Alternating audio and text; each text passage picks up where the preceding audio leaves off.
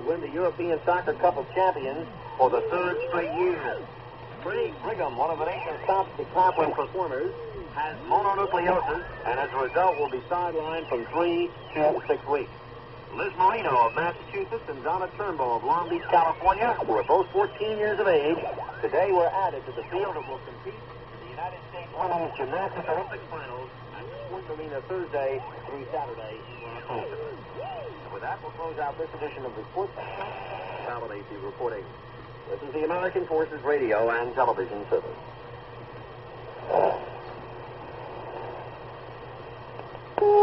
13:30 GMT.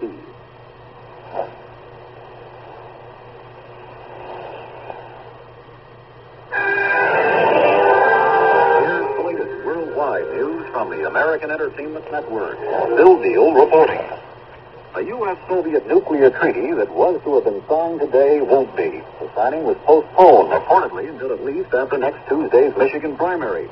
Sources say it was done because President Ford was nervous about giving Ronald Reagan something new to criticize. But the White House denies politics were involved, saying simply more time was needed to study the documents and compare translations. ABC's Barry Dunsmore has more on the treaty in Washington. The agreement is not of monumental importance, as it deals only with peaceful explosions. However, its significance is that for the first time, the Russians agreed to on-site inspections, something the U.S. has been trying to get into an agreement for many years. Actually, the significance of this event is that it points up the degree to which the domestic political debate affects the conduct of foreign policy. For example, a second strategic arms limitation agreement should have been concluded this year. Consider for a moment, if the president is reluctant to make something out of a minor agreement with the Russians, how much more reluctant he must be to conclude something as major as SALT II. Barry Dunsmore, ABC News, Washington. Now there's People can reach, people can touch, people can help, people can watch. This is Paul Newman speaking. A typographer working with lead, a roofer exposed to benzpyrene and other hydrocarbons. All of us breathing carbon black from tire dust. Is there a connection? Lead, hydrocarbons, tire dust? Is there a connection between them and cancer? We intend to find out, because it could mean lives saved. This is part of a tremendous project being done by the American Cancer Society with the cooperation of unions and industry, plus tens of thousands of volunteer researchers surveying 1 million of their neighbors. A People Helping People project. We want to wipe out cancer in your lifetime.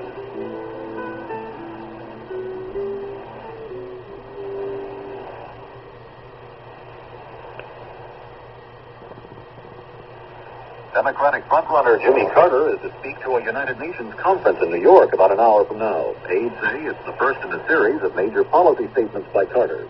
The New York Times says Russian embassy officials are trying to promote a meeting between Carter and the Soviet ambassador. A spokesman for Carter says such a meeting would be considered highly improper. President Ford, campaigning in Michigan last night, said a win in his home state is a must. Let me say, this is a crusade, and the chips are down for next Tuesday. I'm counting on you, and I won't let you down. President Ford, who was campaigning at a shopping center in a Detroit suburb, told the crowd he feels he's done a good job and wants a mandate from Michigan and the American people to finish that job. The number of wills allegedly written by Howard Hughes have now grown to 5. The latest one was mailed to the New York Times. The paper says the document leaves $10 million to author Clifford Irving, $5 million to Irving's wife Edith, and $2 million to Richard Susskind. All three served jail terms for fraud in connection with Irving's phony biography of Howard Hughes. Vice President Rockefeller has arrived in northeastern Italy to look at areas hit by last week's earthquake. Rockefeller will meet with local officials to discuss ways U.S. aid can best help the earthquake victims. President Ford has asked Congress for $25 million in aid to Italy. The U.S. Embassy in Rhodesia has warned Americans not to travel to Rhodesia or within the country because of the danger of violence. Americans living in Rhodesia were also told to make contingency plans for an orderly departure should there be a major deterioration in the security situation. The town crier has been brought back in Bonn, West Germany, to help fill the gap caused by a newspaper strike.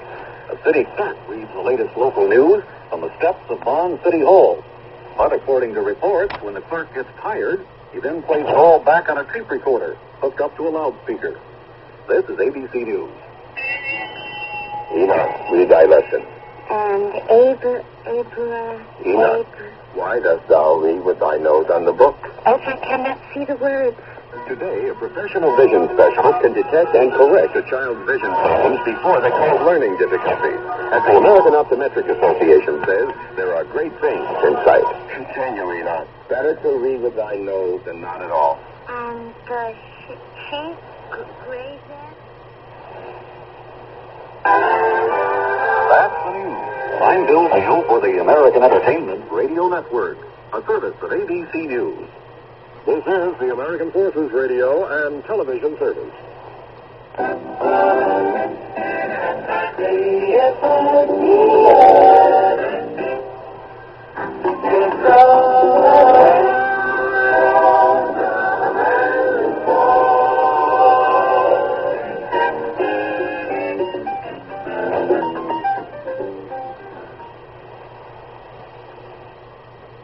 Senator Paul Lasso, do you think that Ronald Reagan will win the Republican nomination on the first ballot? Senator, is Secretary Kissinger really a significant issue in this campaign, and is he hurting President Ford in the primaries? Senator Laxoff, whatever happened to the 11th Commandment? From CBS News, Washington, Capitol Cloakroom on the CBS Radio Network. A spontaneous and unrehearsed news interview with an outstanding public figure. This week's guest is Republican Senator Paul Laxalt of Nevada, National Chairman of the Citizens for Reagan Committee. He meets with CBS News correspondents Connie Chung, Jim McManus, and Nelson Brenton. First, we hear from Connie Chung. Senator Paul Lasso, we're happy to have you here on Capitol Cloakroom. You were born and raised in Nevada. In your younger years, you spent a lot of time in the Sierra Nevada mountains herding sheep with your father, and now you're herding Republican votes for Ronald Reagan.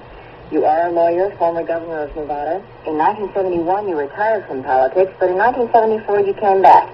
The only Republican to capture a Democratic Senate seat that year. And now you are the national chairman of the Citizens for Reagan Committee. Senator, now that Reagan has won the crucial Nebraska primary, do you think that he will win the Republican nomination in the first ballot?